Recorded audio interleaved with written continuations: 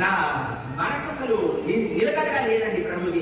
ఎప్పుడు డబ్బులు కట్టాలని బాధతో ఉన్నామండి. నేను అన్నాను, ఇంత కంగారులో ఉంటే కారు ఎందుకున్నావురా అంటే నన్ను ఇంటి బయటికి తీసుకెళ్ళి చూడండి ప్రభుజీ, కారు ఉందా? ఉంది. ఇటువైపు కారు ఉందా? ఉంది. ఇటువైపు కారు ఉందా? ఇటువైపు కారు ఉందా? ఉంది. ఇటువైపు కారు ఉందా? అందుకే నేను కూడా ఉన్నాను. మనం ఏం చేస్తున్నాం? ప్రపంచం మొత్తం చూసి ప్రపంచంలో అందరూ ఏదో ఏదో ఏదో అనుకొని మనం కూడా చేయాలని ప్రయత్నం చేస్తున్నాం. కానీ అది మనకి శాంతిని ఇవ్వట్లేదు. ఎంత ఆశ్చర్యం అవుతుంది. అందుకే భగవాన్ చెప్తున్నాడుగా, ఈ ప్రపంచాన్ని చూసే ముందు నిన్ను నువ్వు పరిశీలన చేసుకో. కాంపిటీషన్ అవసరం ఎవరితో? నీతోటి కాంపిటీషన్ అవసరం.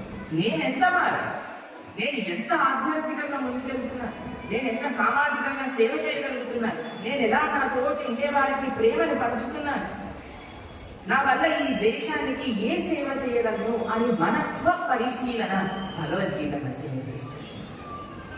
ఫస్ట్ సంకల్పంగా నేను మారాలి అని ఒక సంకల్పం. దాంతో నెక్స్ట్ విషయం అయితే తెలుసా అండి, పని చేయాల్సింది చిన్ని స్టెప్స్ తీసుకోవాలండి భగవంతుడి.